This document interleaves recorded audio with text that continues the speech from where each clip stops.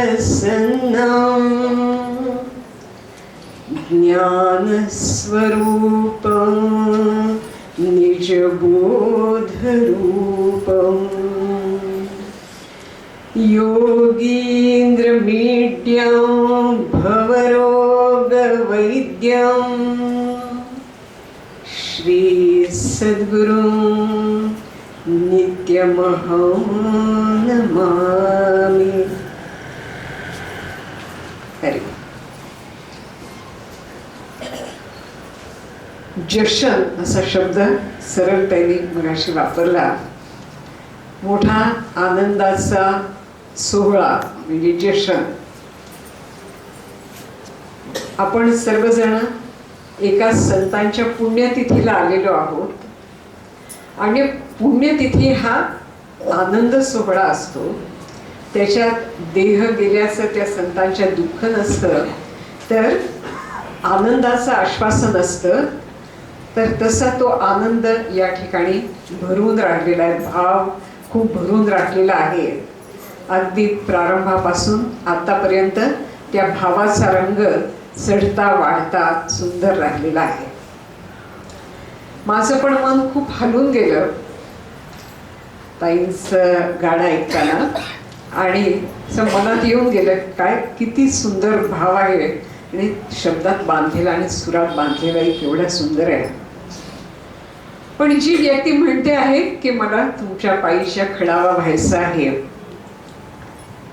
ती मोरपिसाची स्वतःशी तुलना करते, वैजयंतीशी करते, बासरीशी करते. पण ते मोरपीस भगवंतांच्या डोक्यावर आहे. ते म्हणतात ठीक आहे, मुकुट त्यांना असू दे, भगवंतांचं तिकडे फार लक्ष नाही. गळ्यात वैजयंती माळा रुळते आहे, असू दे ठीक आहे, ते काय तिच्याशी खेळत नाही किंवा तिचं पण कौतुक विशेष भगवंतांना नाहीये. बासरी हातात आहे पण अलगद धरलेली आहे. पण खडावा खडावा अंगठ्यांनी आणि पायांनी खडावेनी पकडलेलं नाहीये प्रभूंना. तर प्रभूंनी त्या खडावेला आपल्या अंगठ्यांनी, पवित्र अंगठ्यांनी आणि त्याच्या शेजारच्या बोटांनी पक्क पकडलेलं आहे. आणि जिथे जाईल तिथे, जिथे जातो तिथे तू माझा सांगाती म्हणून बरोबर देव त्यांचे सांगाती झालेले आहेत. त्यामुळे खडावेचं भाग्य काय, खडावांचं भाग्य काय सांगावं. मोरपिसाला पण जे नाही, वैजयंती मालेला पण जे नाही, बासरीला सुद्धा हलकाच आधार आहे. पण हा इथे असं सद्गुरूंनी बोट पकडलेला आहे. इकडे तिकडे वेड्या माकड्या मार्गाने जाऊ शकणार नाही ती. इतर कुठे सद्गुरूंचे पाय सोडून जाऊ शकणार नाही. अशा प्रकारे सद्गुरूंनी पकडलेलं केवढं भाग्य आहे. तर ऐकता ऐकता असं सहज मनात येऊन गेलं.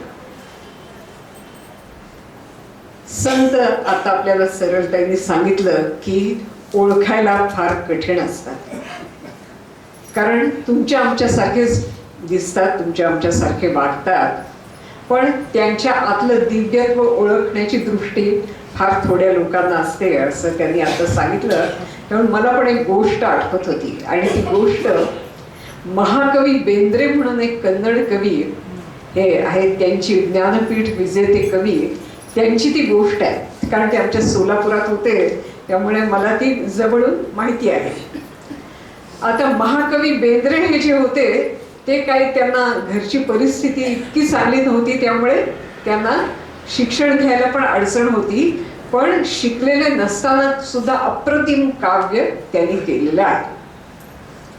आणि त्यांची काव्य, त्यांच्या कविता या वेगवेगळ्या शिक्षण क्रमांच्या पाठ्यक्रमांमध्ये त्या पाठ्यपुस्तक म्हणून मध्ये घातलेल्या असायच्या. आता योगायोग असा होता की ते सोलापुरातल्या एका नाईट कॉलेजमध्ये MA करत होते आणि त्या MAच्या पाठ्यपुस्तकात यांची कविता ही घातलेली होती. म्हणजे स्वतः MA करत होते आणि त्यांची कविता त्या पाठ्यपुस्तकात MAच्या होती. आणि त्यांचे शिक्षक फार थोर होते. तर त्यांनी ती कविता कवीला शिकवली आणि मग कवीचीच परीक्षा पण घेतली त्याच्याबद्दल. आणि कवीला किती मार्क दिले माहितीये तुम्हाला? 10 पैकी 2 मार्क त्याच्या कवितेवरच्या प्रश्नाला दिले.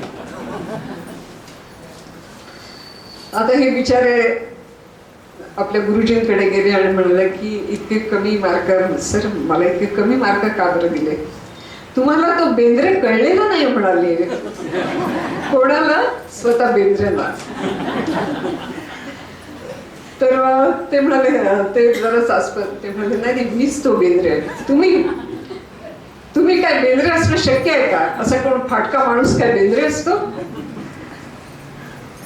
म्हणजे साक्षात देव उभा राहिला तरी आणि साक्षात कवी उभा राहिला तरी जगाची दृष्टी अशी आहे की जग ओळखत नाही. म्हणून संतांच्या वाट्याला सर्व प्रकारचे अवमान येतात. शव हे कवीचे जाळू नका हो, जीवन भर तो जळतच होता. फुले तयावर उधळू नका हो, जीवन भर तो फुलतच होता. असं संत जीवन असं असतं. किती संतांच्या किती गोष्टी आपल्याला सांगाव्यात. उपळेकर महाराज म्हणून फलटणचे आपले संत, एवढ्या मोठ्या योग्यतेचे संत, त्यांच्या घरातल्या लोकांनी त्यांना हे वेडे म्हणून आपल्या इथे येरवड्याला इस्पितळात टाकलं. पण तुमचं आमचं भाग्य असं की आपण संतांच्या सहवासात राहिलो आणि थोडं का होईना, सगळं नसेल पण आपण निदान त्यांना परीक्षेत मार्क द्यायच्या भानगडीत पडलो नाही, त्यांचं मूल्यमापन आपण करायच्या भानगडीत पडलो नाही. नशीब आपलं नाही. कारण आपल्याला त्यांच्या संतत्वाची प्रत्येकाला कशी ना कशी प्रचिती आलेली होती.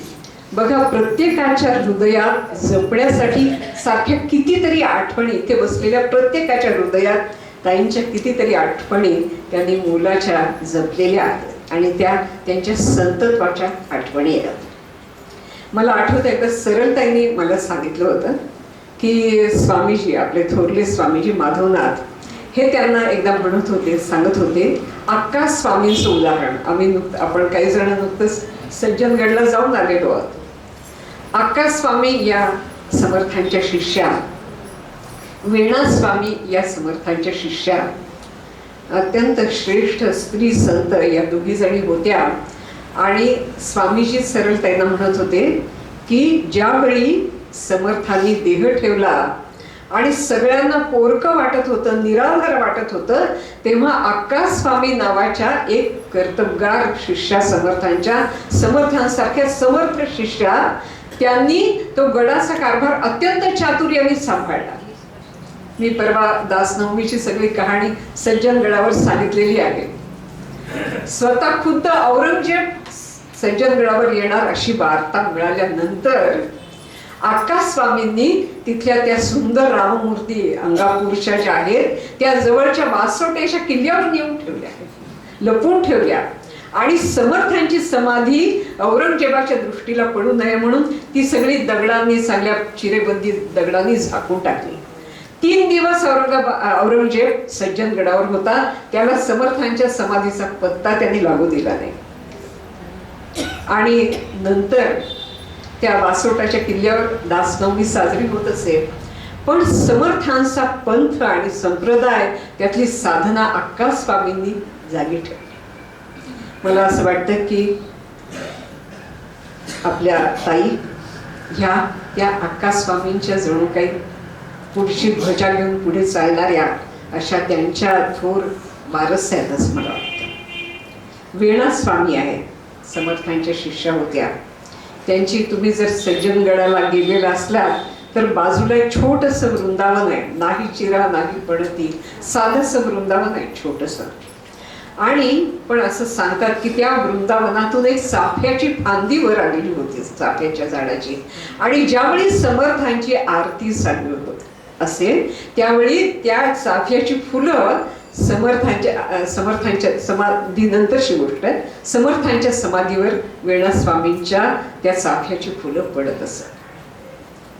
सुषमाताईंनी दूर राहून, अंतरावर राहून, अत्यंत अबोलपणे अशी अनंत सेवा पुष्प स्वामीजींवर वाहिलेली आहेत ते त्या गेल्यानंतर. त्यामुळे खरोखर त्या अक्का स्वामींच्या, वेणा स्वामींच्या समर्थ त्या वारस आहे. ही त्यांची पण एक ओळख संत म्हणून आपण करून घेतली पाहिजे.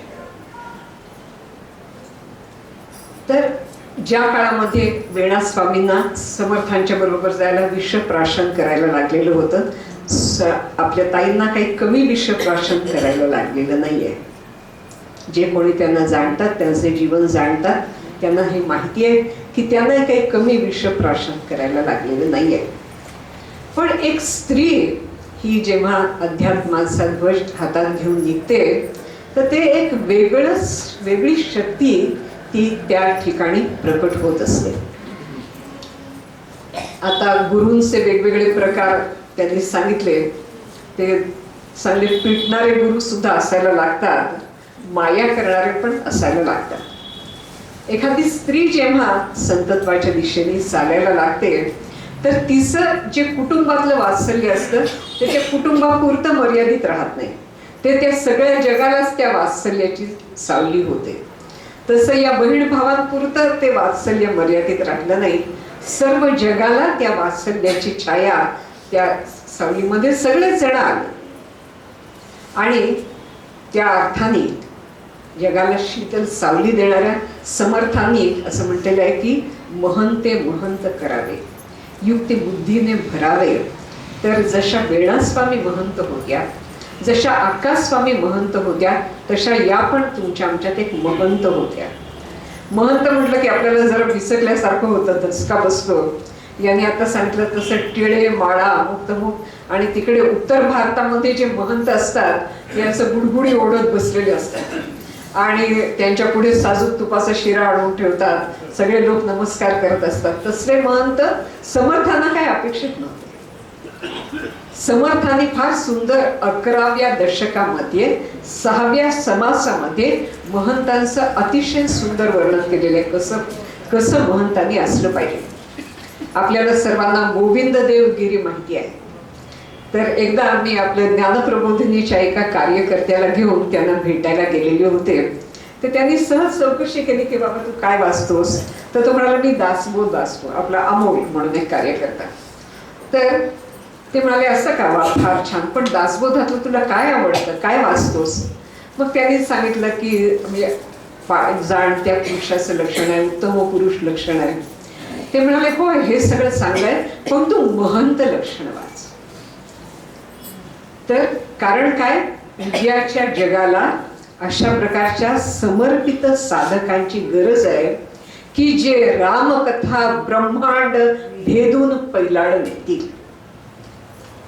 स्वामी माधवनाथांना अशा साधकांची अपेक्षा होती की जे रामकथा ब्रह्मांड भेदून पैलाड नेतील. ते पारमार्थिक संप्रदायांमधले असलेली भांडण आणि भेदाभेद मिटवतील आणि शुद्ध परमार्थाची ध्वजा उंच करतील. असे तरुण साधक आणि साधिका आणि सर्वच वयांचे साधक साधिका, त्यांना त्यांनी महंत म्हटलेलं आहे. बोलणे सुंदर, चालणे सुंदर, ज्ञान भक्ती वैराग्य पण सुंदर. अशा प्रकारचं सौंदर्य आपल्याला, पारमार्थिक सौंदर्य स्वामी माधवनाथांच्या ठिकाणी आणि सुषमातांच्या ठिकाणी पण आपल्याला ते अनुभवाला आलेले. सगळ्या गोष्टी अत्यंत नेटक्या, अत्यंत व्यवस्थित, अत्यंत सुंदर आणि एक प्रकारची नेतृत्व करण्याची शक्ती पण. लोकांना असं वाटतं की पारमार्थिक लोक म्हणजे दूध भात आणि भेंडीची भाजी. ज्यांनी कोणी सुषमातांची भेट घेतलेली आहे त्यांना ही व्याख्या कधी पडणार नाही. ती काय दूध भात आणि भेंडीची भाजी नव्हती. ते असं काही रसायन होतं की माणसामध्ये एक प्रेरणा झडझडवणी बहिला निघ, या भक्तीची या वाटा लाग, तेडे पावशील अव्यंग निज धाम माझे, असं आश्वासन. आणि झडझडून निघत नसलं तर एक चापट पण देतील आणि चल आता असं म्हणतील. असं ते झडझडून कामाला लावण्याची शक्ती, प्रबोध शक्ती, साधनेला लावण्याची शक्ती त्यांच्या ठिकाणी होती. आणि त्यामुळे आता आपण जे कोणी त्यांच्या नंतर आहोत आता, तर त्यांच्यावर खूप मोठी जबाबदारी येते. म्हणजे आपल्याला म्हटलं तर धक्का बसेल, पण आपल्यापैकी प्रत्येकाने महंत झालं पाहिजे अशी त्यांची अपेक्षा होती. तुम्ही म्हणाल काहीतरीच काय बोलतो, आम्ही कसले महंत आणि असं. विनयाने म्हणाल कदाचित आपल्याला पुरेशी ताकद नाही असं वाटत असेल म्हणून म्हणा, पण आपण त्यांची मुलं आहोत ना, आपण स्वामीजींची मुलं आहोत ना, मग आम्ही दुबळे आहोत असं आपण काय म्हणू तरी शकतो का? स्वामी विवेकानंदांची सार्धशती सध्या चाललेली आहे आणि ते म्हणतात, अरे काय ख्रिस्ती धर्मात मी पापी आहे, मी पापी आहे आणि आकाशातल्या देवाने मला कसंही करून वाचवावं. ते म्हणाले, हे काय पाप पाप पाप चाललेलं आहे. माझे गुरुजी म्हणायचे, त्यांना एकदा ते काय श्राद्ध वगैरे संस्काराच्या वेळी उदक सोडायला सांगितलं आणि म्हणाले, म्हणा पापोहम पाप कर्मात्मा पापा पापात्मा पाप संभव. ते एकदम दसकले. ते म्हणाले, काय सांगतात? अहो, मी माझ्या गुरूंचा मुलगा आहे, मी कसं पापी असू शकेन? पुण्योहम पुण्य. स्वामीजी ही गोष्ट फार छान सांगायचे. पुण्योहम पुण्य कर्मात्मा पुण्यात्मा पुण्य संभव. मी पुण्य संभव आहे, मी पुण्यात्मा आहे आणि पुण्य कर्म करण्यासाठी मी जन्माला आलेलो आहे, मी दुबळा नाही. आपल्याला असं वाटत असतं की प्रपंचामध्ये एक लाट आली, एकदा इथून इकडे गेले, तिथून तिकडे गेले, मुलांचं असं झालं, सून असं बरोबर वागत नाही, मी म्हणजे कसा दुबळा जीव आहे. कोण म्हणतं तुम्ही दुबळे आहात? ज्यांनी कॅन्सरशी एवढा जबरदस्त लढा दिला आणि क्षण क्षण त्या म्हणायच्या तसं ते खुर्चीवर टांगलेल्या, त्या खुर्चीवर बसलेले, ती दोरी कधी तुटेल याचा नेम नाही आणि तरीही एवढं सामर्थ्य ज्यांच्याकडे होतं, त्यांचा वारसा जर आपण चालवत असू तर आपण दुबळे कसे असू शकतो? आपण आपल्या प्रपंचामध्ये हे मला जमत नाही, हे माझ्या वाटेला दुःख आहे, कसं आपण म्हणू शकतो? आपल्याला आता आपल्या प्रपंचाच्या पलीकडे जाऊ. आपल्याला रामकथा ब्रह्मांड भेदून पैलाड द्यायची आहे आपल्यापैकी प्रत्येकाला. तुम्ही म्हणाल मला वक्तृत्व नाही, मी कसं जाऊ? जाता येतं. गाण्याचं किती सुंदर माध्यम आहे. परवा ताईंचं मी सज्जनगडावर ऐकलं, भवानी दयाने इतकं मन आनंदाने भरून गेलं, असं वाटलं की ह्याने जर गळ्यात हातात टाळ घेऊन या उभे राहिला ना, हजारोंच्या जनसमुदायाला या भक्ती मार्गाला लावतील, एवढं सामर्थ्य यांच्या ठिकाणी आहे ना. फक्त उठायची आवश्यकता आहे आपल्याला. वक्तृत्वच असायला लागतं असं काही नाही. गाणं तेवढं मोठं साधन आहे. साधं गोड बोलणं किती मोठं साधन आहे. आपल्या ललिता त्यांचं उदाहरण आपल्या समोर आहे. ते आता संकोचून लाजून खाली मान घालतील, पण सगळ्यांना प्रेमाने जोडत राहणं, सगळ्यांना परमार्थाकडे वळवत राहणं. काही प्रवचन करायला नको, गायचं नसेल गाऊ पण नका, पण सर्वांशी गोड बोला. हे मनुष्य जात सकळ स्वभावता भजनशील. अरे प्रत्येकात ते आहे. Each soul is potentially divine. प्रत्येकाच्या आत ती दिव्यत्वाची ज्योती आहे. जरा जरा पडदे आहेत, पण हलक्या हाताने ते पडदे जर बाजूला सारले तर प्रत्येकातली शक्ती, प्रत्येकातलं दिव्यत्व हे प्रकट होणार आहे. आणि त्याच्यासाठी तुम्ही आम्ही आमच्यापैकी प्रत्येक जण आपापल्या परीने सहाय्य करू शकतो. शैला त्यांनी कॅसेट्सच्या पुन्हा निर्मितीचा आणि चांगल्या रीतीने जतन करण्याचा मार्ग स्वीकारला. केवढी मोठी सेवा आहे ती. असं प्रत्येकाला करण्यासारखं काही ना काही काम आहे. त्यांनी मगाशी सांगितलं तसं एक स्वामीजींचं पुस्तक घ्या आणि तुमच्या घरात काम करणाऱ्या जे ताई असतील त्यांना वाचायला येत असेल त्यांच्या हातात द्या. तर एवढी ही सुद्धा स्वामींची सेवा आहे. आपल्याला हे जे स्वभावतः भजनशील असलेलं हे जे मनुष्य जात आहे, म्हणजे सगळी माणसं आहेत. स्वामी माधवनाथ असं म्हणत असत की 5% फक्त समाजातले जे 5% लोक आहेत ते त्यांच्यापर्यंत तुम्ही जर गेलात ना, कारण ते सत्वगुणी आहेत आणि त्या 5% एवढा प्रभाव उरलेल्या 95% होऊ शकतो की आज या समाजाला ग्रासणाऱ्या अनेक गोष्टी ज्या आहेत ना, अनेक जी विघ्न आहेत, शाप आहेत, ती हे जे 5% आहेत हे खरोखर साधना स्वतःच्या जीवनामध्ये त्यांनी आणली. त्यांच्या जीवनातून त्यांची साधना, मगाशी आचरणाबद्दल पुन्हा आपण उल्लेख ऐकलेला आहे, त्यांच्या जीवनातून ती साधना जर प्रकट व्हायला लागली, लोकांच्या जर असं लक्षात आलं की ही व्यक्ती प्रामाणिक आहे, या व्यक्तीला खरोखर तळमळ आहे, ही स्वतः साधना करणारी आहे, लोकांना मदत करणारी आहे. आपोआप 4 लोक आपल्याजवळ बरोबर जमतील. आपलं लहान मोठं जे घर असेल, 4 बायकांना घेऊन बसा, 4 पुरुषांना घेऊन बसा, ज्ञानेश्वरी वाचा, दासबोध वाचा. स्वामीजींचं एवढं वाङ्मय तयार करून ठेवलेलं आहे सुषमाताईंनी, ते आपण एकत्र बसून वाचलं, तेवढं या जगामध्ये या गोष्टींनी फरक पडणार आहे, आपण कल्पना सुद्धा करू शकणार नाही. म्हणून त्यांची आपल्याकडून अपेक्षा आहे की आपण महंत व्हावं, आपलं जीवन सुंदर करावं आणि इतरांचं जीवन सुद्धा आपण सुंदर करू शकतो. आधी आपलं जीवन पहिल्यांदा बदललं पाहिजे, मग इतरांचं बदलू शकेल. आपलं न बदलता काही बदलू शकणार नाही. लोक कितीही अशिक्षित असले, काही असले तरी त्यांना चोख नाणं बरोबर कळतं आणि बद्ध नाणं बरोबर कळतं. कोणी जगातलं कोणी फाटकी नोट घेत नाही आणि खोटं नाणं घेत नाही. ते 52 कशी नाणं आपण व्हायला पाहिजे. हम सतनाम के बेपार, सतनामाचा हा प्रसार हाच आमचा धंदा आहे, दुसरं काय नाही.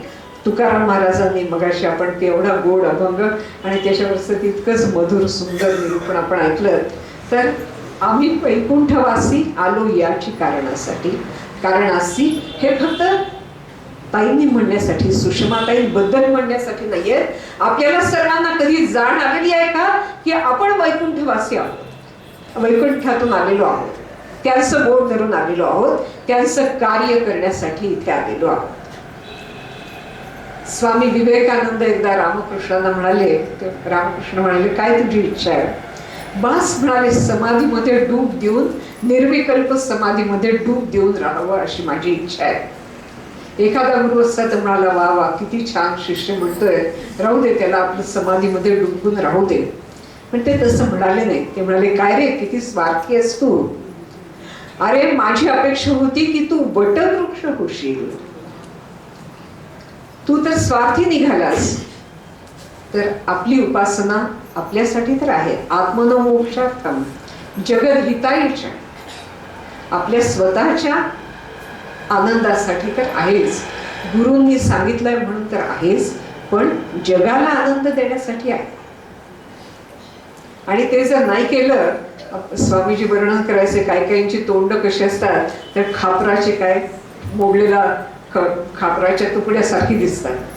तर साधक हा सदैव प्रसन्न असला पाहिजे, त्याच्याकडे बघून लोकांना बरं वाटलं पाहिजे, त्याला पाहून रस्ता बदलून लोक जाता कामा नये, त्याच्याकडे लोक आले पाहिजे. का कमल कलिका धाले पडे, हृदयीच्या मकरंदा राखो नेणे, दे राया रंका पारणे आमोदाचे. असं आपल्यापैकी प्रत्येकाने अशी कमलकली बनलं पाहिजे की ज्याच्या हृदयामध्ये सद्गुरु प्रेमाचा मकरंद आहे, ज्या जीवनामध्ये साधनेचं तेज आहे. हा तर वारसा त्याने आपल्याला दिला नाही, ज्या जीवनाला साधनेचं तेज आहे, वागण्या बोलण्यातलं माधुर्य आहे. लोक समर्थ म्हणतात, सोयरा घायर यांची मुले तीक्ष्ण बुद्धीची सखोले. आपल्या भोवताली लहान लहान मुलं आहेत, त्यांना पण उपासनेला लावायला पाहिजे. हा यांचा आदित्य रायकर इतका सुंदर भजन म्हणतो. तर हा अशी जी मुलं आहेत, तरल बुद्धीची मुलं आहेत, त्यांना देवाची काहीतरी देणगी आहे. आताच हेच कॅच देम यंग, आताच या मुलांपर्यंत पण आपण पोचलं पाहिजे आणि त्यांना गुटखा आणि मटका यांचा वारा लागण्यापूर्वी सद्गुरु कृपेचं कवच आपण आपल्या मुलांना घातलं पाहिजे. हे केलं तर मग जे सुषमाताई करत होत्या ते आपण काहीतरी अंशाने करतोय असं होईल. आपल्या समाजाला फार मोठी संकट आहे ती. आमच्या इथे एक शेजारी माकडी नावाचं गाव आहे, मी हराळी नावाच्या लहान गावात काम करते. तिथे अत्यंत दरिद्री गाव, दुष्काळी गाव, पण या गावात आता गुटख्यावर बंदी असताना या लहानशा गावात चोरून लोक 15-15.5 लाख रुपयाचा गुटखा खातात. मामा असं दांडेकर ज्यांच्या या मानसकन्या आहेत, त्यांनी काय केलं, खेड्या पाड्यापर्यंत ते तर मोठे प्राचार्य होते, पुण्यातल्या सप महाविद्यालयाचे प्राचार्य होते. ते धोतर नेसून, कपाळाला बुक्का, हातात टाळ, कीर्तन करत गावोगावी गेले आणि म्हणाले, बाबांनो, वाईट गोष्टी जीवनाला कीड लावणाऱ्या गोष्टींपासून दूर राहा आणि हरिनाम घ्या असं सांगत ते प्राचार्य गावोगाव हिंडले. आपल्याला कोणी गावोगाव हिंडायला नाही सांगत आहे, पण निदान आपला परिसर या ईश्वर भक्तीने सुगंधित करूया. ते तर आपल्या हातातलं आहे. ज्या गृहिणी आहेत बाहेर जाऊ शकत नाही, 4 भोवतालच्या गृहिणींना एकत्र बसून एकनाथी भागवत वाचा, गाथा वाचा, तुकाराम महाराजांची, ज्ञानेश्वरी वाचा. हे जे सहज सहज करण्यासारखं आहे तिकडे पण काही वेळा आपलं लक्ष नसतं. असं केल्याने आपल्या साधनेला पण उजाळा मिळत असतो. ऋतंच स्वाध्याय प्रवचनेश मानुषंच स्वाध्याय प्रवचनेश उपनिषद सांगतात. ते म्हणतात की स्वाध्याय करा, अभ्यास करा आणि थोडं प्रवचन पण करा. म्हणजे स्वतः आपण शिकावं आणि जे काय समजलेलं आहे आपण मोठे जाणते अशा भावाने नव्हे, पण मी संतांचा पाळक्या आहे, मी त्यांच्या संदेशाचा मी वाहक आहे, अशा नम्र भावाने आपण जिथे पोचवता येईल तिथे हा संतांचा संदेश पोचवणं ही सुद्धा परम सेवा आहे. म्हणून मी आपल्याला अगदी मोकळेपणाने आवाहन करते की सुषमातांची अपेक्षा आहे की आपण महंत व्हावं. या महंत आहेत कारण बारामतीला फार मोठं कार्य त्यांनी उभं केलेलं आहे. त्यांनी ही परंपरा पुढे चालवलेली आहे आणि त्यांच्या बरोबरीने कितीतरी साधिका, उत्तम साधक साधिका बारामतीमध्ये काम चाललेलं आहे. पण तेवढं पुरतं काय, आपल्याला ब्रह्मांड भेदून पैलाड जायचंय. निदान पुढं तरी सगळं आपण या टोकापासून त्या टोकापर्यंत ईश्वर भक्तिमय करूया. मग इथला सुगंध आणखी दशदिशांना जाईल. पण खूप आनंदी, खूप प्रसन्न, खूप पुरुषार्थी, खूप सामर्थ्यवान आणि ईश्वर भक्त असं आपल्याला सर्वांना, आपण सर्वांनी व्हावं अशी या सर्व मंडळींची अपेक्षा आहे. आणि जे काय गोष्ट आपल्याकडे देवाने दिलेली असेल, तुम्ही ब्युटी पार्लर का चालवत असाल ना तरी पण हरिभक्ती करता येते. सोलापूरमध्ये माझ्या एक मैत्रीण आहेत आणि त्यांचं ब्युटी पार्लर आहे.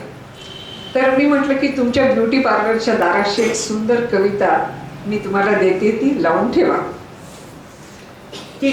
ती कविता पण फार सुंदर आहे आणि आपल्याला सर्वांना पण आपलं जीवन तसं सुंदर करता येईल असं आहे. तर ती कविता अशी आहे की देखणी ती पाऊले जी ध्यास पंथे चालती, वाळवंटातून सुद्धा स्वस्ती पद्मे रेखिती. कोणते डोळे पावलांना ते पेडिक्युअर म्हणून काहीतरी करत असतात, डोळ्यांना ते आयब्रोज आणि काय काय मस्कारा वगैरे लावत असतात. पण या कवीने म्हटलेले तेच डोळे देखणे जे कोंडी ती साऱ्या नभा, सगळ्या ईश्वर सर्वत्र भरलेला आहे त्या सगळ्याला आपल्या आत सामावून घेतात. ते डोळे सुंदर आहेत, मस्कारा लावलेले किंवा काजळ घातलेले आहेत ते काही सुंदर नाही तसं नाही, कारण ब्युटी पार्लर पण चालायला पाहिजे. ते पण आहेत, असू दे काही बिघडलं नाही. कोणालाच टाकू नका. हा जीन्स घालतो आणि ती फॅशन करते म्हणून टाकू नका, किंवा अमुक एक हा तुमच्या स्टँडर्ड्स मध्ये बसत नाही म्हणून टाकू नका. प्रत्येकात ते दिव्यत्व आहे ना. म्हणून तेच डोळे देखणे जे कोंडिती साऱ्या नभा, गोळती दुःखे जगाच्या. आकाशातले ढग पाण्याने भरलेले जसे ओथंबून येतात, जिथे कुठे दुःख आहे तिथे शांतवन करतात, सिंचन करतात, तसं तुमच्या हृदयातलं प्रेम तिथे थोडे त्याचं सिंचन करा. असे जे करतात डोळे, जे इतरांच्या दुःखाने दुःखी होतात, स्वतःच्या दुःखात रमलेले नसतात, तर ते असे डोळे तुमचे, बाकी सौंदर्य त्याचं काळजी घ्या पण डोळे असे पण होऊ द्या. देखणी ती जीवने जी तृप्तीची तीर्थोदके, सांगणे जातून वाहे शुभ्र पार्यासारखे. असं तृप्त जीवन, नाहीतर वयाचं 80 वय आलं तरी सुद्धा अतृप्ती आहे. माझ्या मुलाने माझ्यासाठी हे केलं नाही, सुनेनी ते केलं नाही. आता तृप्तीत राहण्याचं आणि केव्हाही बोलावणं आलं तर आनंदाने स्वीकारायचं. स्वामी म्हणायचे तसं उपर्ण झटकून, साडीचा पदर झटकून, तर ये केव्हाही ये, स्वागत आहे. असे आपले पूर्वज होते, फार रसिक होते. ते म्हणायचे की जीवनाची कोवळी पहाट पण सुंदर आहे, जीवनाचा मध्य पण सुंदर आहे आणि जीवनाची सायंकाळ पण सुंदर आहे. केव्हा सुंदर होते, त्याला जर परमार्थाची बैठक असेल, त्याला आपल्या भोवतालच्या परिस्थितीचं आणि त्यातल्या लोकांची दुःख सुख यांचं भान असेल आणि असं देत देत जे जगणं आहे ना, तर प्रेम देत जगणं हे सुंदर जगणं आहे. ते तृप्तीची तीर्थोदके असं आहे. आणि देखणा देहांत तो जो सागरी सूर्यास्तसा अग्निसा पेरून जातो रात्र गर्भी वारसा. किती परिस्थिती भोवताली प्रतिकूल वाटली तरी यांनी आपल्या हृदयात जी ज्योत पेटवलेली आहे ती आपण घेऊन पुढे जाऊया. कोणाला पसाभर उजेड देता येत असेल पसाभर द्या, कोणाला हे अंगण भरून देता येत असेल अंगण भरून द्या, कोणाला आणखी नगरभर देता येत असेल तर नगरभर द्या, कोणाला भारतभर देता येत असेल फार चांगली गोष्ट आहे, पण द्या. स्वतः आपण अध्ययन करा, साधना करा आणि त्यातून जे जन्माला आलेलं प्रेम आहे ते आपण सर्वांना द्या. असं जर केलं तर मग ते हे जे महत्कार्याचे कंकण धरिले आता महत्तमत्व पाहिजे बाणले ऐसे वर्तन पाहिजे केले जे पसंत पडले या सर्व संतांना. जय जय रघुवीर समर्थ. आता शुभांगीताई पसायदान म्हणतील आणि त्यानंतर कार्यक्रम संपतो.